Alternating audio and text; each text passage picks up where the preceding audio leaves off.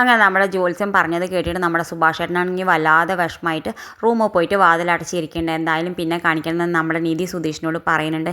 ഇന്ന് രാത്രി എന്തായാലും സുഭാഷ് ചേട്ടനെ നന്നായിട്ട് ശ്രദ്ധിക്കണം. കാരണം സുഭാഷ് ചേട്ടൻ്റെ മനസ്സ് ആകെ താളം തെറ്റിയിട്ടാണ് കിടക്കണത്. സുഭാഷ് ചേട്ടന് എന്തെങ്കിലും പറ്റുമെന്ന് പറഞ്ഞാലും സുഭാഷ് ചേട്ടനൊന്നും സംഭവിക്കില്ല. പക്ഷേ സുഭാഷ് ചേട്ടന് കാരണം നിങ്ങൾ അനിയന്മാർക്ക് ഇങ്ങനെ സംഭവിക്കുമെന്ന് പറഞ്ഞാൽ സുഭാഷ് ചേട്ടൻ ഒരിക്കലും മനസമാധാനത്തിൽ ഉറങ്ങില്ല. അതുകൊണ്ട് എന്തായാലും സുഭാഷ് ചേട്ടന് ശ്രദ്ധിക്കണം എന്നൊക്കെ പറയുന്നുണ്ട്. സുധീഷ് പറയുന്നുണ്ട് ആയിക്കോട്ടെ നിധി, ഞാൻ നോക്കിക്കോളാം. നിധിയോട് പോയി കടന്നുറങ്ങാൻ പറയുന്നുണ്ട്.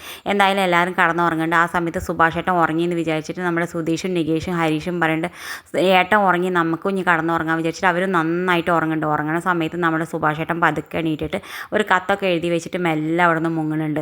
എന്തായാലും പിറ്റേ ദിവസം രാവിലെ നമ്മുടെ നിധി അടുക്കളയിൽ കയറുന്നുണ്ട്. അടുക്കളയിൽ നിന്നാണെങ്കിൽ നമ്മുടെ നിധിയുടെ കയ്യിൽ നിന്ന് കടുകൊക്കെ താഴെ വീഴുന്നുണ്ട്. അപ്പോൾ തന്നെ നിധിക്ക് എന്തൊക്കെയോ അപകടം മണക്കുന്നുണ്ട്. എന്തായാലും നമ്മുടെ നിധി ചായയൊക്കെ ഉണ്ടാക്കുന്നുണ്ട്.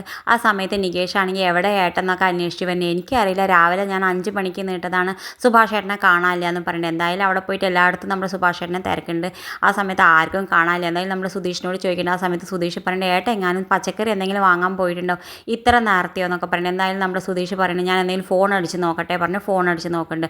ആ സമയത്ത് ഫോണാണെങ്കിൽ സ്വിച്ച് ഓഫ്. ആ സമയത്ത് നമ്മുടെ സുധീഷ് നികേഷിനോട് പറയുന്നത് എന്തായാലും റൂമിൽ പോയി നോക്ക്, ഏട്ടൻ്റെ ഫോൺ അവിടെ കുത്തി വെച്ചിട്ടുണ്ടോ ചാർജിൽ പോയി നോക്ക് എന്ന് പറയുമ്പോൾ അവിടെ പോകുമ്പോൾ നമ്മുടെ നികേഷിൻ്റെ കയ്യിലൊരു കത്തൊക്കെ കിട്ടുന്നുണ്ട്. ആ കത്തിൽ എഴുതിയിട്ടുണ്ട് ഞാൻ എൻ്റെ അനിയന്മാരുടെ ഭാവിക്ക് വേണ്ടി നിധി ഈ വീട് വിട്ടിട്ട് പോകുമെന്ന് എനിക്ക് പേടിയാണ്. ഞാൻ ഇവിടെ കൂടുതൽ ദിവസം നിന്ന്, അതുകൊണ്ട് എന്തായാലും ഞാൻ ഈ വീട് വിട്ട് പോവുകയാണ് എല്ലാവരുടെ നന്മയ്ക്ക് വേണ്ടി എന്ന് എഴുതിയിട്ട് നമ്മുടെ സുഭാഷ് ഏട്ടൻ ആ കത്ത് അവിടെ വെച്ചിട്ട് ഇറങ്ങിപ്പോയിട്ടുണ്ട്. എന്തായാലും ഇതൊക്കെ കാണുമ്പോൾ എല്ലാവർക്കും സങ്കടമുണ്ട്. എല്ലാവരും പൊട്ടിക്കരയുണ്ട്. എല്ലാവരും വണ്ടി എടുത്ത് തിരയാൻ പോകുന്നുണ്ട്.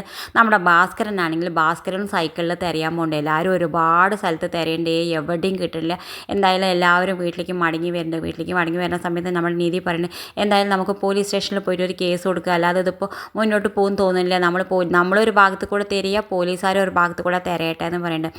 എന്തായാലും നമ്മൾ സുധീഷും നിധിയും കൂടി പോലീസ് സ്റ്റേഷനിൽ പരാതി കൊടുക്കാൻ പോകുന്നുണ്ട്. ആ സമയത്ത് നമ്മുടെ പോലീസുകാരൻ പറയുന്നുണ്ട് സംഭവിച്ചത് എന്തൊക്കെയാ വെച്ചാൽ എല്ലാം തുറന്ന് പറയാൻ പറയുന്നുണ്ട്. ആ സമയത്ത് നമ്മുടെ ജ്യോത്സ്യം വന്നതും അവിടെ പറഞ്ഞതൊക്കെ നമ്മുടെ നിധി പറഞ്ഞു കൊടുക്കുന്നുണ്ട് നമ്മുടെ പോലീസുകാരൻ. അതൊക്കെ കേൾക്കുമ്പോൾ നമ്മുടെ പോലീസുകാരൻ പറയുന്നുണ്ട് നമ്മുടെ നിധിയോട് എന്തായാലും ആ ജ്യോത്സ്യം പറഞ്ഞത് മുഴുവൻ നമ്മുടെ സുഭാഷ് ഏട്ടൻ വിശ്വസിച്ചിട്ടാണ് അത് പ്രകാരമാണ് ഇറങ്ങിപ്പോയിന്നത്. ഇനി വല്ല കിണറ്റിലും വല്ല റെയിൽ ട്രാക്കിലും ഒക്കെ ഒന്ന് തപ്പി നോക്കണം എന്ന് പറയുന്നുണ്ട്. എന്തായാലും നമ്മുടെ സുധീഷിനാണെങ്കിൽ ഇത് കേൾക്കുമ്പോൾ വല്ലാത്ത വിഷമമുണ്ട്. സുധീഷ് പൊട്ടിക്കരണ്ട് പുറത്ത് വന്ന് നമ്മുടെ സുധീഷിന് സഹിക്കാൻ പറ്റില്ല. നിധിയെ കെട്ടിപ്പിടിച്ചിട്ടൊക്കെ കരയുന്നുണ്ട്. എന്തായാലും നിധി ഒരുപാട് സമാധാനിപ്പിക്കുന്നുണ്ട്.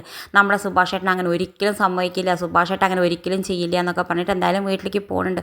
വീട്ടിൽ പോയിട്ട് എല്ലാവർക്കും ഒരു സമാധാനമില്ല. എല്ലാവരും തിരഞ്ഞിട്ട് തന്നെ നടക്കുന്നുണ്ട്. എന്തായാലും പിന്നെ കാണിക്കേണ്ടത് നമ്മുടെ ലളിതയും ഭാസ്കരൻ്റെ ഏട്ടനും എല്ലാവരും കൂടി അന്വേഷിച്ച് ഇവരെ രണ്ടാളും സമാധാനിപ്പിക്കാനൊക്കെ ചെയ്യേണ്ടത്. എല്ലാവരും വന്നിട്ട് അവരൊക്കെ ലോക്യം കൂടാനൊക്കെ വരുന്നുണ്ട്. എന്തായാലും പിന്നെ അവസാനമാകുമ്പോൾ നമ്മുടെ ഭാസ്കരൻ പറയുന്നുണ്ട് നീ പോയി അനീഷിൻ്റെ വീട്ടിലുണ്ടോ നോക്കുക, അവളുടെ ആ പെങ്ങളുടെ പോയിട്ട് നിൻ്റെ ഏട്ട ഒളിച്ചോടിയിട്ടുണ്ടാവും എന്ന് പറയുന്നുണ്ട്. എന്തായാലും നമ്മുടെ സുധീഷ് കുറേ ഭാസ്കരനെയൊക്കെ തെറി വിളിക്കുന്നുണ്ട്.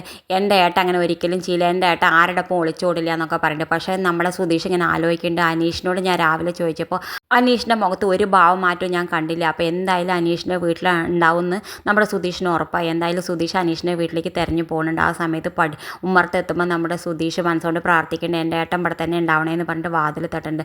വാതിൽ തുറന്നു കൊടുക്കുന്നത് നമ്മുടെ അനീഷാണ്.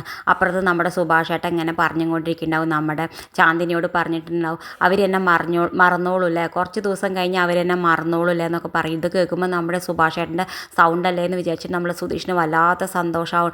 എങ്ങനെ മറക്കാനായിട്ടാ, നിങ്ങളില്ലാതെ ഒരു ജീവിതം ഞങ്ങൾക്കില്ല, നിങ്ങളെന്താ അത് ആലോചിക്കാതെ ഇറങ്ങി പുറപ്പെട്ട്, നിങ്ങളെന്താ പൊട്ടനാണോ എന്നൊക്കെ പറഞ്ഞിട്ട് നമ്മുടെ സുധീഷ് സുഭാഷ് ഏട്ടനെ കെട്ടിപ്പിടിച്ച് കരയുന്നുണ്ട്. നിങ്ങൾ വായേട്ടാ, നിങ്ങളില്ലാതെ ഞങ്ങൾക്ക് ഒരു മിനിറ്റും കൂടിയും കഴിയാൻ പറ്റില്ല. അവിടെ നികേഷ് എത്രമാത്രം വിഷമിക്കാൻ അറിയാം, നിധി പോലും വിഷമിച്ചിട്ടായിരിക്കണം, നിങ്ങൾ എന്താ നിങ്ങളെ കാട്ടിക്കൂട്ടിയെന്നൊക്കെ പറഞ്ഞിട്ട് നമ്മുടെ സുധീഷ് സുഭാഷ് ഏട്ടനെ കെട്ടിപ്പിടിച്ചിട്ട് കരയുന്നുണ്ട്. ഇത് കാണിച്ചുകൊണ്ടാണ് ഇന്നത്തെ പ്രൊമോ അവസാനിക്കുന്നത്. ഇതുപോലെ പ്രൊമോ വിശേഷങ്ങൾ നിങ്ങളുടെ മുന്നിൽ എളുപ്പത്തിൽ എത്താൻ ഈ ചാനൽ ഒന്ന് സബ്സ്ക്രൈബ് ചെയ്യാൻ മറക്കരുതേ.